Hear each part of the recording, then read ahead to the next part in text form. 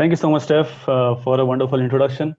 And good morning, good afternoon, good evening, probably good night to a lot of people from across the world. And let's start with my session that is developing high performing teams. So this is an experience sharing session. So maybe we may all have different experiences with regards to this. So starting it off.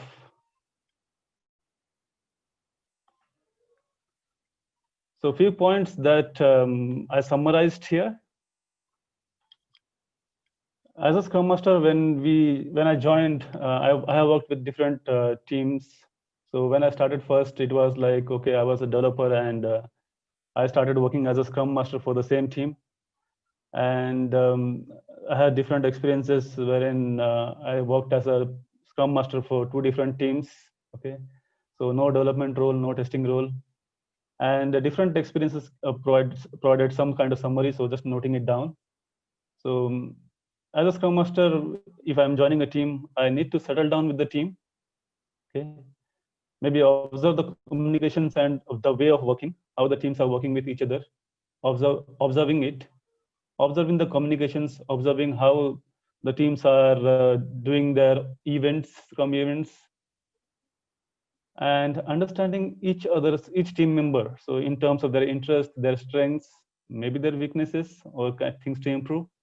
So from your side, what it is, okay. Understanding and gaining insight of the team's work. So what is the team actually working into? The technologies involved, the difficulties involved, the domains that the teams are working. And next is building genuine relationship and become a team member. So one needs to become a team member with the team. So a different experience is like the team is different and the Scrum Master is different. So at times it becomes them versus I, or he or she versus us. So first of all, we need to be the team member to lead the team actually. So this is what I call settle down with the team. Okay. The next point is suggest new ideas one at a time. So as a Scrum Master, I am there to improve my team, help improve my team, right? So by observing, I will have different ideas, how, what. So the ideas, it should generally be one idea at a time, testing one idea at a time, how it goes.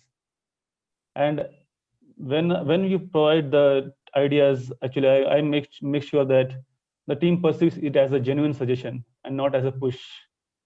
Okay, not something coming from outside or nothing something of a push, but something that we need to work on it together. So making sure that the team owns what we want to change, what we want to improve, and help it succeed. Okay. Lastly, continuing on the momentum. So whatever momentum we have gained, settling down, okay, having some improvements, now build on the momentum and get more benefit. So have refresher trainings, whatever we want to have the working culture, working agreement, the common understanding. We have the training for all of us together. Okay, we build a culture of knowledge sharing. So share the knowledge amongst themselves, ourselves. And one important thing to consider always is coaching the team to ask critical questions to team members. But again, with regards to process, with regards to technology, with regards to what and how we are doing as a team, but ensuring that it's not about a person. So nobody's ego should hurt. But again, going through the process, what is the process that we want to improve? What was the issue? So going in that direction. So that has always helped me. So this was a summary, and really speaking, my sessions today is not about this session is not about the session or learnings, but again, it's about the experience. So I will share some micro stories. Maybe everybody of us will have our own stories, and we will later discuss any questions from those stories or anything else. Okay. Let's go to the first story. What is this? Guesses? Chai. chai, chia, tea. Okay. So in one of the team, what happens was our office timing is 9 to 6, right? And when I joined this team, I saw that okay, we joined the office some by 8:45, some by 9 o'clock, but we all had a different timing for tea. So one guy will get up at 9 o'clock and go for tea with his own set of friends in different projects or different departments. Okay, and he will be coming back by 9:10 or 9:15 max. But again, by the time he is there, another two guys they will leave for tea. Okay, so it's 9:15, right? And we have the team members going out for tea again. And they come by 9:20, 9:30, 25. Another set of team goes. So we are this team members going out for tea, and by the time it's around 10 o'clock, we had a tea time, right? From 9 to 10. It is not specifically 9 to 10, but if you see as a team, we are actually 9 to 10, right? And we kind of settled now. Okay, started work, and it's 12 o'clock. Again, we're out for lunch, but not all. So some of them will go at 12, right? And some at 12:20, 12:30, and some at 1 o'clock, 1:30. So practically speaking, we had a lunchtime from 12 to 2 because we didn't have the whole team together. Okay, so different team members going out differently. So it's 12 to 2, right? Then, okay, the team is together, syncing up, working together. Then comes 4 o'clock, 4 p.m. We go for tea and snacks again, right? So 4, 4:15, 4:30. So till 5 o'clock, we are having tea or snacks. And 5 to 6, we work. And by 5:45 or around 5:30, it's almost time to pack bags. Okay. So the observation was a bit scary. I was a scrum master for this team. Nothing bad in terms of individual team member. They were following the office timings. Okay. 10-15 minutes for the first morning tea, half an hour for or 45 minutes for the lunch time, and another 30 minutes or so for the snacks time. But as a team, we were actually losing. So I thought that okay, let's speak to the managers. Can they help me? I went to the managers, the functional managers, functional leads, and asked them for the help. See, this is what I have observed. I'm not saying that team members are indisciplined also, but I think we need to sync up the time. Can you please help? And their answer was, hey, we are Agile, we are Scrum, we are into Scrum. So the team need to manage it themselves. Sorry, we can't help. So there came my, the relation building time. It is not that I didn't had it, but again, it was a different thing that, okay, different team members are going differently with their own friends and difficult or how to sync them. So I put this point in one of the retros, like I saw this observation and really don't see any issues with the timings or discipline, but maybe we are losing time as a team and we are losing our momentum, losing our wins. And I asked few of the team members, few of the friends, okay, can we go together for tea? Let's go together.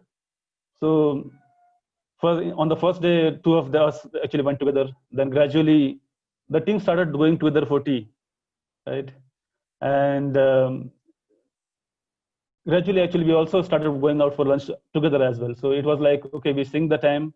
We started going together. At times, they used to go differently as well. So it's not like we always went together. But again, so quite a number of time we started going together. So we sync the time. It was done very naturally. Okay. So our team bonding increased a lot. Actually, we became more friendlier than previous. So we were friends now, and we had a lot of laughs, discussions in the team space as well, because we bonded very well, right? And it also helped the organization because we became efficient, right? So we wanted to win together. Sorry. So the guidance was from this experience was focus on the non-productive hours, if any, because they're really important. But again, naturally, if we try to force it, then it really becomes difficult. And think and observe and think how the team can enjoy each other's company. Understand the management and the culture. So understanding the management as well as understanding the culture is really important. So this case may not be same everywhere, and the solution may not work everywhere as well. Even in Nepal, it may not work everywhere.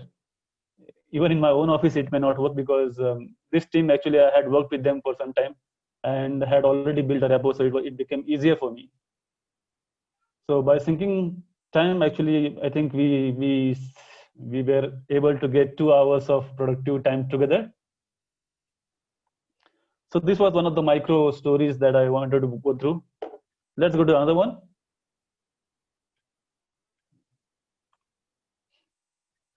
Public speaking. So every quarter, our Scrum teams had to present to the overall organization about what they have delivered, what were their metrics, how, and all those stuffs. And Scrum Masters were supposed to lead this session. Okay. And as you can understand, I'm not a very good public speaking person. So I really wanted somebody else to take it always whenever possible, right? So observing my team, actually, I understand that there are at least a couple of people who really wanted to have visibility on stage. Okay, they like to do public speaking. They like to be seen on the stage. But again, there are some people who really do not want to speak at all. So understanding the team members, understanding their interests. I asked the team member whether you really want to speak because we have this session going on. So it will be great if you can present for our team. So I didn't put it like in the way that, okay, you are interested, I think that you should be interested, please go ahead. Not in that way, but again, asking them whether they will really be interested because we want this to be presented well. And she readily agreed. I understand from her friends as well as from by knowing her, like she is interested in speaking, and she did pretty well. So this was again a very small story, kind of identifying the team members, what their interests are. Okay, the action items were like, okay, asking them whether you would like to. The outcome was intrinsic motivation was realized. So it was her intrinsic motivation to speak, to be seen, and based on her own role, it was not always possible. And as a Scrum Master, I did have the liberty to ask her to kind of allow her, because it was me who was to be supposed to be presenting. But again, I discussed with management if it's okay, and they readily accepted it. So guidance is again building genuine relationship. Gradually learn each other's strength, weakness, and interest. It's not a one-day job or two-day job. Extrovert, definitely they want the platform and providing them whenever possible. And introverts, I will not try to put them in a fix, because it will be difficult condition for them. They may kill you silently. So this was another micro story from my experience. Let's go to another one.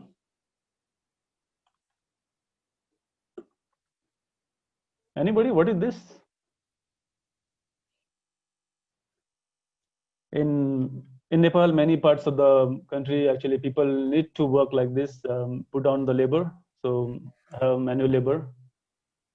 And she is carrying loads of wood for burning and cooking. Okay, and the experience from the Scrum team that I had was, there was a developer who was laboring as a manual tester.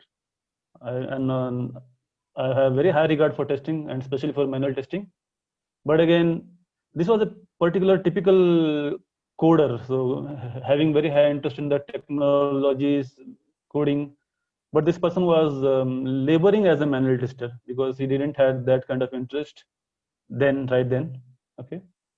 And the condition for him was, if he wants to continue with the job in the organization or with the project that he was currently in, he had to work as a tester. I suppose few of us would have some kind of very similar experience. I myself had it at the start of my career, not as a tester, but from a different context, like as an implementation executive. And as you can clearly understand that this person was a developer, he was a coder, and he was doing testing, that to manual. His quality of work would surely be not up to the mark. Okay, so this testing part or quality part had been there for in our retros for some time, and I tried to understand what it was. Then zeroed on this person, started zooming on him, focusing on him. What's it? I discussed with him. So what's the problem and why the problem is occurring?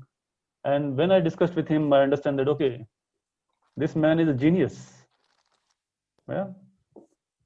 So he was a developer, right? And what he did was, supposedly the manual tester was kind of getting the load on his or her back. So this person was actually developing some platform which will help testing, right? So he had already automated few of the steps which actually the team members were taking hours and hours of labor to work on it. So he was making his work easier, right? So when I understood what he was up to, actually I requested him to share with the team in one of the knowledge sharing sessions what he has done. Okay, and when it was shared, the team was amazed by his achievement, and there were some refinements to be done. The team actually worked on that, and we had a refined automation done for our team. And this was long before actually when the management was yet to decide, okay, we want to go to automation testing. We went to automation testing afterwards as a whole team. But before the management was driving, the person was his personal excellence, he was working on it already. So whatever knowledge he had done, actually it was acquired by the team. And with this, we moved towards T-shaped skill team members. So the developers also started feeling that okay, we can do testing. If this guy can do the testing, why can't we? And the other testing members who were doing the testing, they started thinking like, okay, this is awesome work. We should put our stuff as well. And the testing team members as well started the coding part and automation testing from their end. So the guidance from here is actually understand again your team's work, understand your each team member, maybe identify the hidden gems. It's difficult again, but there are hidden gems. Everybody is a hidden gem in a different perspective, and maybe as a Scrum Master, one can identify that. And from this perspective, as well as after the journey from individual silos, individual functional areas to the T-shaped skill building, we understand that okay, it's a journey, and it can be long or short journey based on the environment, based on the people that we have in the team. Okay. So this was my third micro story. Hope you liked it. And this is another story. We had very hardworking, but non-winning team. So we had members wherein these people, they were working hard, working late night. Again, nobody asking them to work late night. They were committed to their commitments doing the sprints. But again, they were not winning. So what they're doing was historical capacity considered for the sprint planning, doing the sprint planning very well, did all the Scrum events, so retrospective, review, daily Scrum, even the activity called refinement, they were doing it. And the team was very hardworking and knowledgeable members. again, but still not winning. So by all this, what I'm saying is like we have the team members who are really talented, really hardworking, and we had the prioritized backlogs. So they were already there. The team were doing the all the Scrum events, but still we are not winning. But we were again trying to deliver uh, till the last hour. So team was working overtime, and we didn't had enough time to refine the stories or checking the stories in the next upcoming sprints. Okay. So what was lacking was we were not in sync together. So similar to what we had the issue with the tea and the lunchtime syncs, in terms of work, we were not in sync. So individually, we are doing great work, hard work, but again, in terms of a team for the each stories, the tasks within the stories, we were not in sync. Okay. So the action taken was prioritize the task based on the priority of the story. The message was, or we discussed among the team was, okay, it is same for all. We will prioritize the task based on the priority of the story. The downstream workers will ask the ETA for the upstream ones.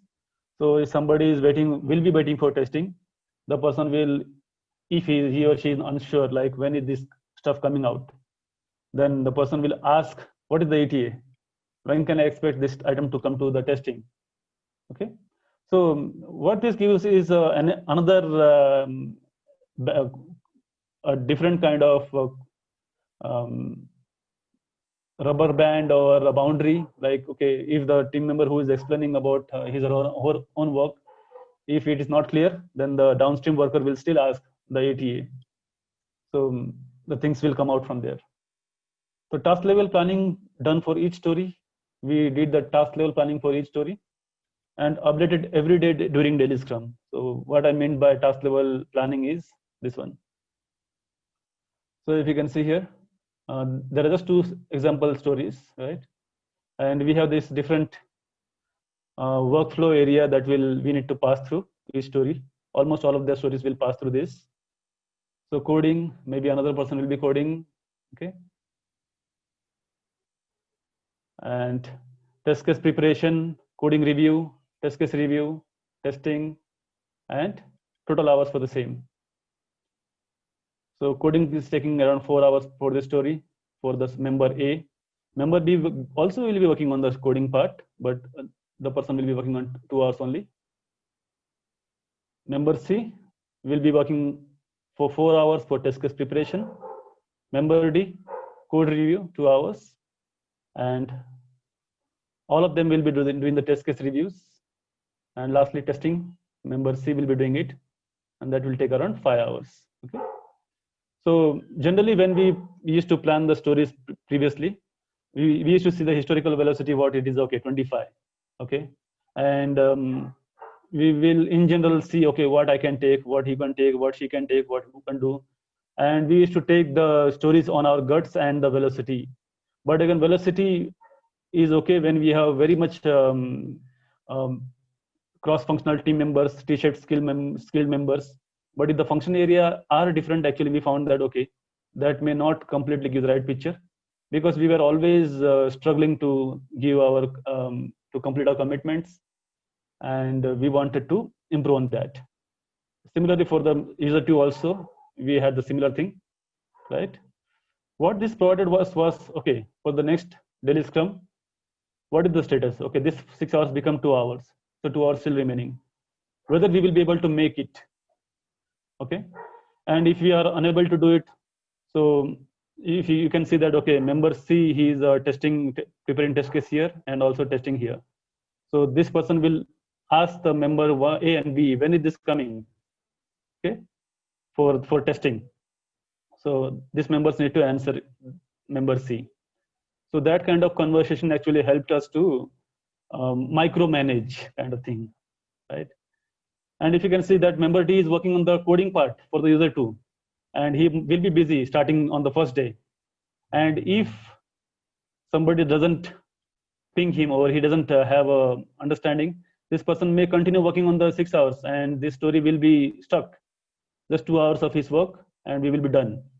So we want to be in sync. So this is how we try to micromanage our stuffs for some time.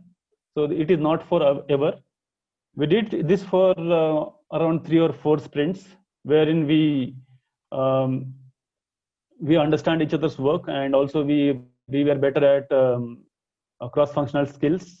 We understand our flow gradually what it was, and it provided our accountability on individuals' own tasks and teamwork. Right? We had a greater teamwork. We asked critical questions. We asked when it is coming, and maybe micromanagement is not always a bad idea. Yes, in general it is. So we do not want to do the micromanagement always everywhere. But when we are lagging behind a lot, we may need to find different solutions. And this was one of the solutions that came to my mind. I worked with the team, and team was very happy about it because it was transparent again. What I was doing, it was with the team. And this was done so that we can be in sync with each other and do our work better. And once we had done it for 3 or 4 sprints, I stopped showing it to the team. Just I started I continuously checked where we are, and whenever required, I used to ask the question showing it, and gradually it was not needed at all for this team. Okay. So with this is done, and let's go to some other stories, some other micro stories. As a Scrum Master, maybe one of the job is to help see the mirror. So we need to help different team members, people to see the mirror. This is another micro story. So I was in a retrospective of one of the teams, and there was a defect which was slipped, right?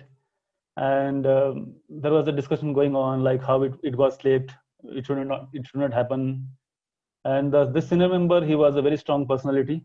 So if he says anything, generally the other people in the team, they will avoid kind of discussing or saying things differently. It was really difficult for me as a Scrum Master also to kind of say it differently. But again, when we have the weapon called the process, and it became easier. So the discussion went on, and this person, we couldn't understand what the action item was, and the team member clearly said that, okay, this senior member, we need not see this kind of defects in future. Please ensure that it doesn't happen again, right? So every team member, including the person who did the testing, they also agreed, okay, it will not happen again. Then my question was, okay, actually we note down the retrospective, right? And I was noting the retrospective, and the point is taken, okay. And I asked, what is the action item? Okay. So the action item, they said that, okay, we know this issue, and from now onwards it will not happen. So I asked that, how will it not happen? How can we ensure it? And the person who was doing the testing, he said that, okay, we know the scenario right now, and we will put this scenario in our test scenarios that we execute. Okay, so this issue is taken care of. That's fine, good. But you mentioned that it is some unknown scenario. It is a very border case scenario, and it was unknown, uncertain kind of thing, right? He said yes. So is this the only unknown defect that we will find? There won't be any other scenarios wherein such kind of defect may arise? So there was a silence, actually, no solution. And this person as well as other team members said that, okay, I think you surely have some idea. Can you please provide your solution on that? So I said that, see, I'm not an expert in this field, but what I understand is we have something called exploratory testing, wherein we do not follow the given path, but we explore different areas. We do, so I think one of the part is called monkey testing, just jump around here and there and do the testing. So that can help in the long run, in the short run. But in the long run, maybe we need to remove our technical debt. We need to reduce it. And that was how actually we kind of came to the action items. Okay.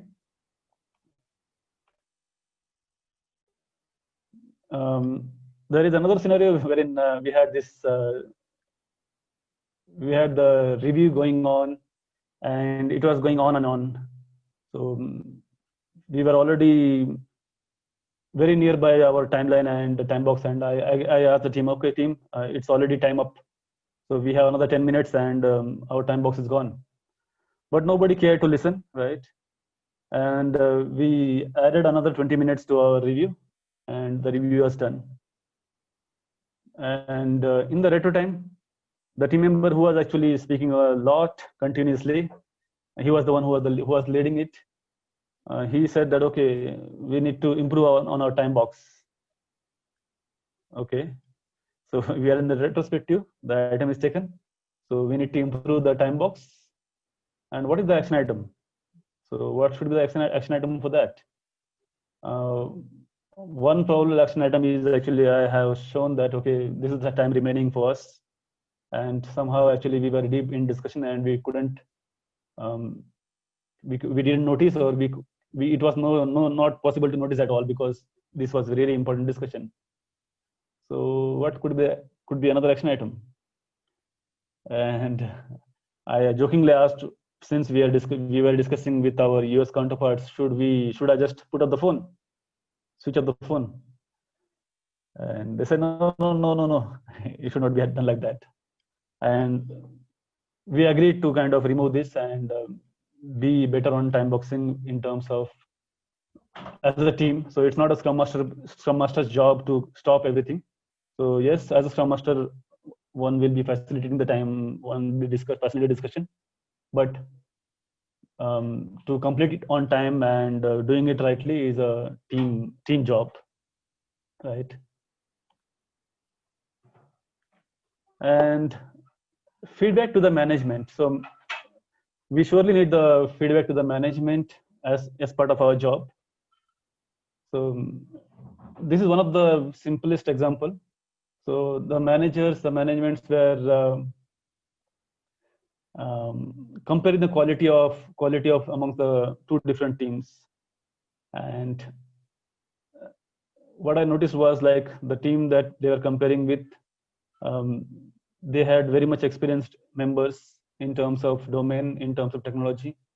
And when this management team was discussing with the Scrum team that I was working with, it was kind of demotivating for the team, because the team was also aware that, okay, we are newbies to the team, and this product is quite complex, legacy product. And when we do not have the kind of knowledge, something is bound to slip. And I had to show this mirror to the management that, okay, we need to understand what kind of teams we are working into, right? And the teams that we are working with, they are new, so maybe mixing the team members or providing the kind of knowledge that we can, or having some kind of reviews from the team's work, that can be helpful. And surely it will help us motivate more. So I think Swapnendra asked what was the reason of comparing. It was about defects. So quality of the delivery mainly. So that was the reason why they're comparing. And comparison was also done for the performance reviews, right? The teams were being performed, although the team member didn't had any authority to choose their own team members. So all those multiple stuffs. So feedback to the management is really important as well. Okay. With this, I think I'm done with my micro stories and up for the questions. I think we had nothing good came out, right? So Thanks, we Prakash. have quite a number of questions. Yeah. So maybe we can start one by one if somebody can help, or I will just go through the chat. No, I'll help you out, Prakash. That's fine. Can you hear me? Yeah, I can hear. Thank you. Okay. So I've got a question, which would be, In your experience, how would you tell that a team is like high performance? Like what kind of attributes would I look out for to know that they feel like they're in a high performing team? The teams are high performing team when actually whatever they have committed to the sprint, they are able to deliver many of the times, not always. At times they will not be able to deliver because they are aggressive, right? At times they will be able to deliver more than what they had because they estimated it less, right? And they are discussing aloud, they are having happy times amongst each other, and they are building on their knowledge. Their retrospectives are focused towards the team mainly. So the retrospective points are focused towards own improvement. They ask critical questions to each other within the team members. So suppose somebody has we actually also do the task in hours. So somebody has put 10 hours for a task, then the other team members should be very freely asking the questions. Why 10 hours? I think it should take 4 hours.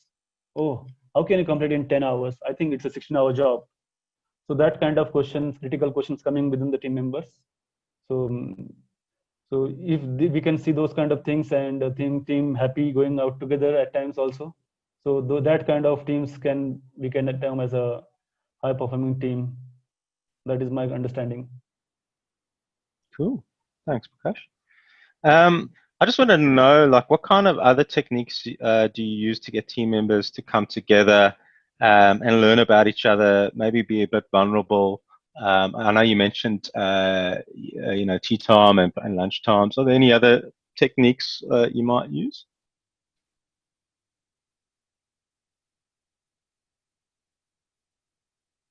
I think I couldn't think of it, but I will give another instance where the team member, when asked, I think one important factor is actually creating the culture of asking critical questions. As another simple micro story is actually one of the team members who was doing the testing, and there was a defect. Again, this is a different story than the one I discussed here, and it came in our retrospective. So um, and when we are discussing about it, okay, we discussed about the story, what happened to the story, why was the defect, and the member who was doing the testing, she came forward and said that, okay, I think I made a mistake. I couldn't test it thoroughly. So that was she came out frankly about it, and I had to mention it during the retrospective itself, like, okay, it's not only your fault. You are new to the team, and thank you so much for coming with this understanding that, okay, you are accountable for it, for sure. But again, as a team, we also missed it, because the developer does the development. There is code review for that.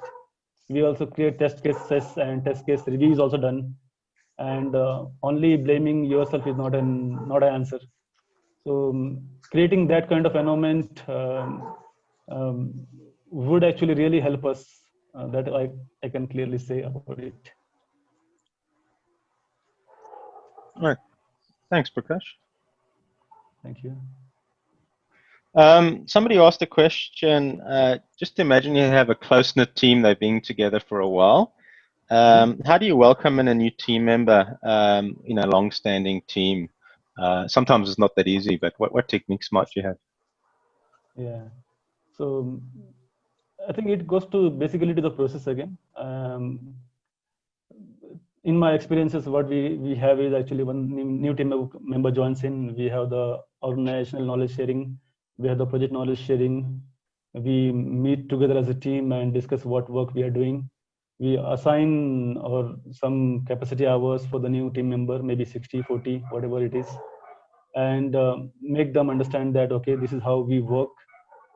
And there are different things to break the ice actually, with different teams have been using, like, okay, the new team member, they need to sing a song for us. That is our policy. Yes, somebody rightly said buddy. We also have buddy, but again, that's organizational context. So in the scrum teams, all of us are buddy for each other, and we normally go out for tea together. So tea has been a very important factor in our scrum teams now. So to celebrate also, normally we go out for tea during the daytime, and yes, in the evenings, depending on the team members, we go for out for drinks and all as well. And for the new member, actually feeling comfortable, feeling that the person belongs to the team, and making them understand what the work is, it is helpful. And with this, I think I will give one example, one more experience wherein the new team member joined in. What happened was this member had been working with the organization before actually we went into the agile work, and the person had gone out for master's education master, and he came back, and he was in the old mentality. So he was a developer, he developed something, and the tester was testing it, and she found a bug, and she explained the bug to him, and then the person said, okay, it was not going into in the right direction because he had some old baggage. Then this team member called me up and said, Prakash, I think he is in the old mindset, so maybe you need to talk to him.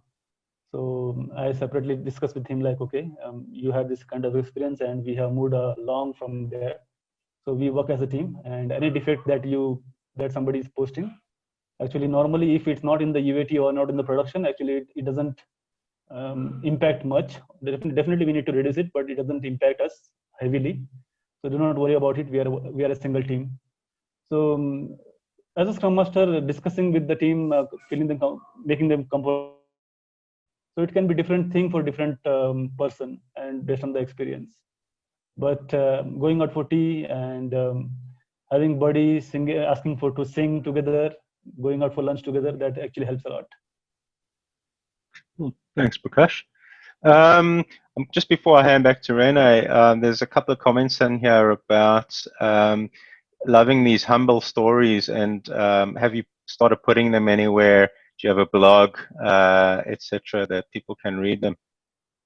I haven't done it yet, so thank you for the feedback. I will surely do it. Thanks a lot for loving it.